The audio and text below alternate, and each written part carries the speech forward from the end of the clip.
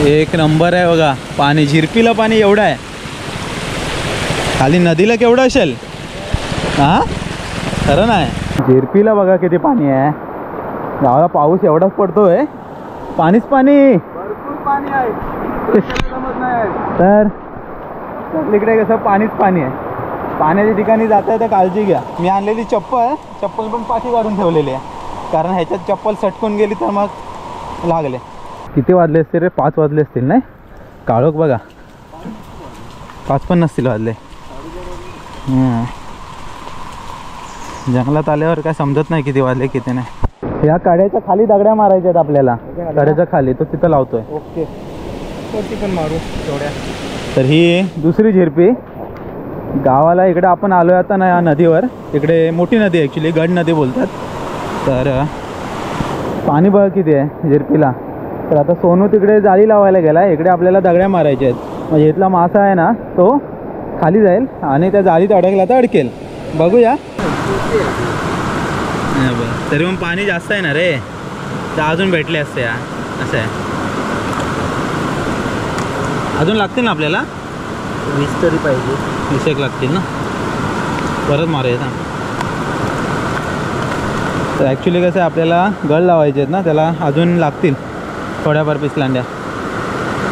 काय कर इथं लावतोयस? वर जायचं. हा जो मासा आहे ना याला बोलतात पिसलांडी.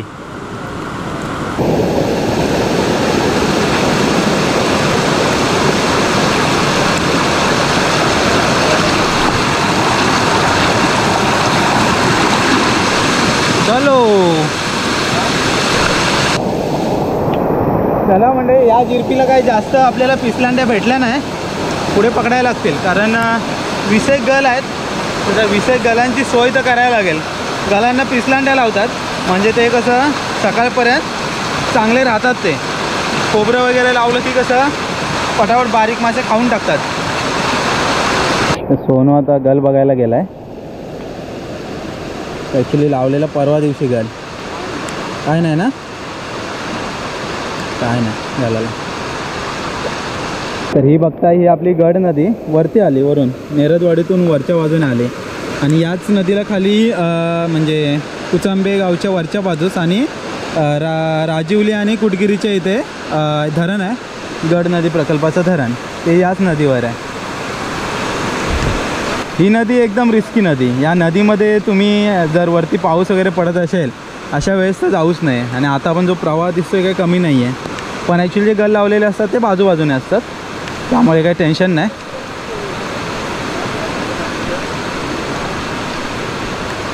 कसं आहे, ह्या नद्या पण सगळ्या आमच्या ओळखीच्या आहेत. अनोळखी ठिकाणी जाताना तिथे कृपया करून पाया पडतो, पण जास्त पुढे पुढे जाऊ नका. उगाचच ना रिस्क सगळीकडं. पाणी म्हणजे रिस्क आहे, आणि रिस्क म्हणजे ह्याच्यात पण आहे, चालण्यात पण आहे. हे सगळं शेवाळ दिसते का तुम्हाला? त्या शेवाळातून जरा सावकाशच चालायचं, नाही तर धोबला आपडला की संपला. अशा रीतीने दुसऱ्या गलाच्या शोधात. ॲक्च्युली गल लावलेले आहेत परवा दिवशी, काल बराच पाऊस पडला आहे, त्यामुळे गलाला काय मिळेल नाही मिळेल ते सगळं नशिबावर आहे. पण गल कसे चेक तर करायला हवेत. आणि ह्या ज्या पिसलांड्या आणल्यात ना त्या आपल्याला अजून लागतील, कारण आपल्याकडे 20 गल आहेत पूर्ण लावलेले. 20 गलाला साधारण 20 तरी पिसलांड्या हव्या आहेत. आम्हाला ॲक्च्युली गल लावायला मासा हवं आहेत. ते मासे मगापासून आम्ही शोधतोय. काय काय एकच 4 आहे. चल नशीब. हां, 3-4 तरी भेटले पाहिजे रे एका फेऱ्यात. मग कसं परत मारूया. गावली तर गावली आहे, ह्याच्यातच मारे. एक उभा वरती थांबतो, तो खाली मध्ये जा. एका गालाला एक पिसलांडी असली ना की मग बरं. हे बघा, टाकला टाकला टाकला टाकला टाकला टाकल्याची मोठी अशी बागच आहे. ही बघा या बाजूला, म्हणजे शोधायची गरज नाही, तुम्ही फक्त याला तोडून न्यायचं आहे. पटापट पटापट पटापट. नदीच्या बाजूलाच आहे एकदम मस्त. तर आता ॲक्च्युली आपल्या पिसलांड्या पकडून झाल्या आहेत. प्रत्येक गालाला एक एक पिसलांडी लावण्यात येते. पुढे मी दाखवेन, ते पाण्याचा प्रवाह भरपूर आहे, तर आपण जास्त पुढे जात नाही आहे. सोनू गल लावून येईल. पुढे मी तुम्हाला दाखवतो पिसलांडी कशी लावतात. म्हणजे मासे लावल्याने काय होतं, हा मासा सकाळपर्यंत टिकून राहतो. खोबरं वगैरे जर लावलंत ना की मग काय एवढा टिकून राहत नाही खोबरं. बहुत खतरनाक जगह है, पानी का बहाव भी तेज है. हाँ, इकडे आलेत डिस्कवरी वाले. जंगल में, अमेजोन जंगल में है। अमेजोन के जंगल में, अमेजोन की ये हम पाचामा का अमेजोन जंगल कह सकते हैं। हाँ आणि हमें बहुत लंबा रास्ता तय करना है, तो हमें नदी से आराम से जाना पड़ेगा। कॉर्नर से नदी से जाना है अपने को। तर इथे आता सोनू दाखवतोय गळ्याला मासा कसा लावायचा. हा बघा, तोंडाकडून लावायचा, पूर्ण गळ पॅक करून टाकायचा.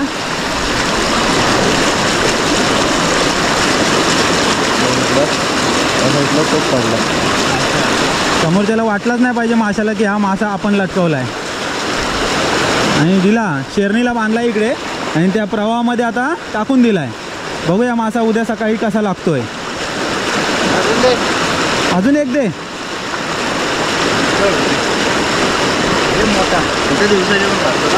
हा ना, गल शोधायला पण लागतात. नेमका गल कुठं आहे काय आहे माहिती पडत नाही.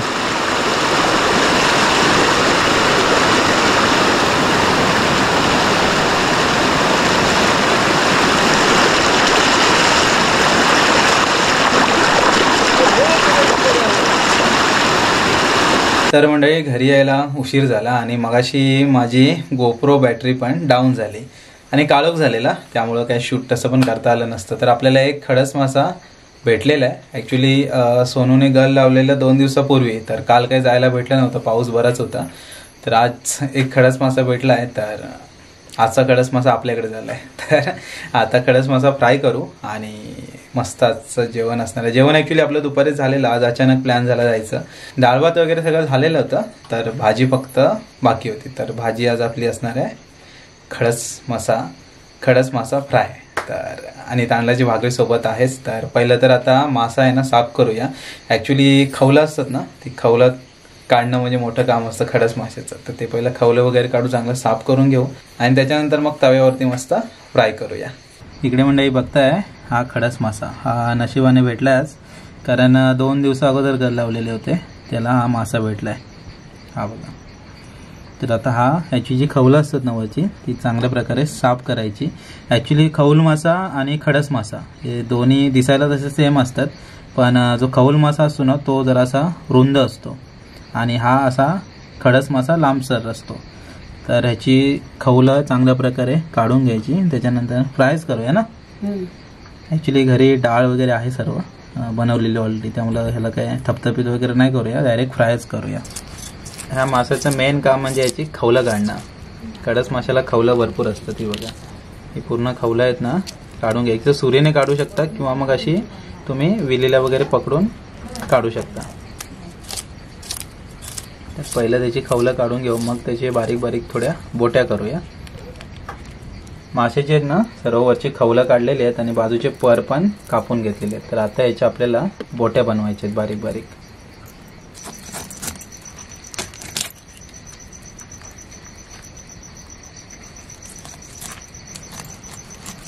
आता याचं मेन काम ह्याचे बारीक बारीक पीस करून घ्यायचे आहेत. फ्राय करून मस्त लागतो हा मासा. तुम्ही थपथपीत पण करू शकता, पण फ्राय केल्याने अजून भारी लागतो. तर इकडे बघताय खडस माशाचे बारीक बारीक पीस केलेले आहेत. तर ह्याला फ्राय करूया मस्त तव्यावरती, कारण डाळ भात आहे आपल्याकडे, तर कसं भाकरीसोबत खायला मस्त लागेल फ्राय मासा. आता याला छान एकदम धुवून घेऊ, साफ करून घेऊ प्रॉपर, त्याच्यानंतर मग फ्राय करू. हां, थोडं मीठ टाकून घ्यायचं, जास्त काय नाही, मीठ मसाला आणि हळद टाकून घेतलं की मच्छी फ्राय करायला तयार. गावाकडचा हा खडस मासा.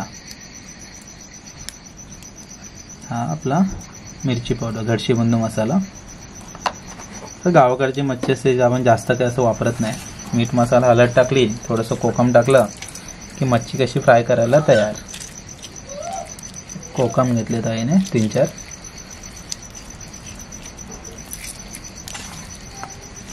ते पूर्ण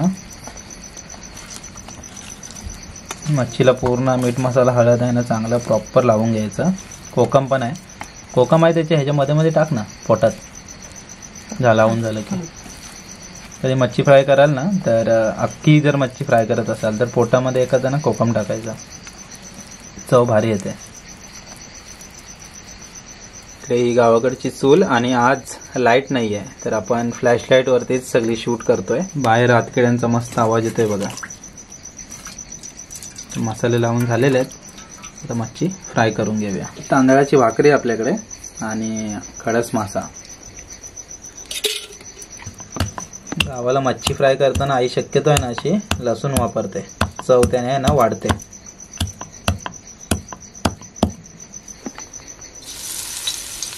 फ्राय करण्या अगोदर अशी लसूण टाकायची, त्याच्यानंतर मग मच्छी फ्राय करायला घ्यायची. चव थोडी अजूनच वाढते.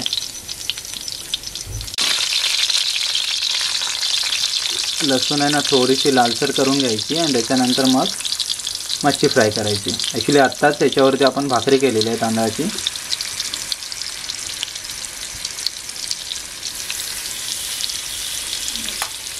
हे बघा याच्या पोटामध्ये ना कोकम टाकलं आहे, त्याने चव एक नंबर लागते. कधीतरी ट्राय करून बघा, भारी लागतं.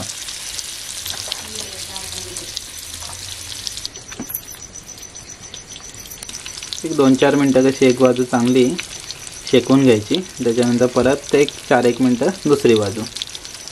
मच्छी कशी फ्राय होईल मस्त. ॲक्च्युली गॅसवर बनवता आहे तर गॅस शक्यतो स्लो ठेवायचा. चूल पण बघा एकदम थोडीफारच पेटते, दिसतो खाली. एक बाजू पलटून घेऊया, त्याच्यानंतर मग कसं दुसरी बाजू पलटू.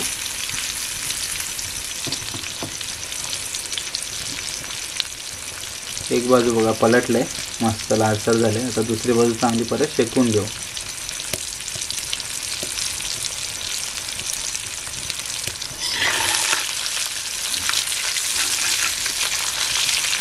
आता कसं ही मच्छी तर लगभग झालेली आहे काय, त्यांना आई पलटी करून बाजूला ठेवशील ना. त्यांना बाजूलाच ठेवलं आई, ते काढणार नाही बाहेर. त्याच्यानंतर मग बाकीची जी मच्छी आहे ती आपल्याला ह्याच्यामध्ये फ्राय करायची आहे.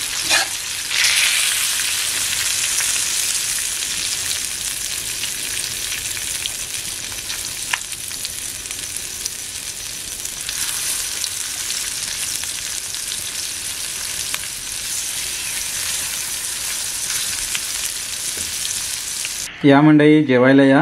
रात्रीचे आता 9 वाजलेत, जेवणाची वेळ झाली आहे. तर इकडे हा खडस मासा फ्राय केलेला, इकडे आई आहे, इकडे मयुरी आणि इकडे अवनी. या मंडळी लाईट तर गावाकडची गेली की एकदा काही येत नाही. आता मला वाटतं आली तर उद्याच येईल. उद्या तरी आली पाहिजे, नाहीतर मग कठीण आहे सगळं. ऑफिसची कामं पण रखडतील आणि सगळंच रखडेल. तर या मंडळी जेवायला या. मस्त गावाकडचा खडस मासा आणि तांदळाची भाकरी. पाऊस खूप पडतोय आणि या पावसाळ्याच्या वातावरणात मस्त मासा आणि भाकरीचं जेवण खातोय. चला मंडळी तुम्ही पण जेवायला या. तर आता उरतं तरी हा व्हिडिओ इथे थांबूया. आज गळ लावून आलोय आणि जुन्या गळ्याला मासा मिळाला होता, तर उद्या सकाळी पण जाणार आहे. बघूया, लकीली मिळालंय तर बघूया. तर चला मंडळी आता उरतं तरी इथे थांबूया. भेटूया परत आपण एक अशाच नवीन व्हिडिओमध्ये. तोपर्यंत टाटा, बाय बाय.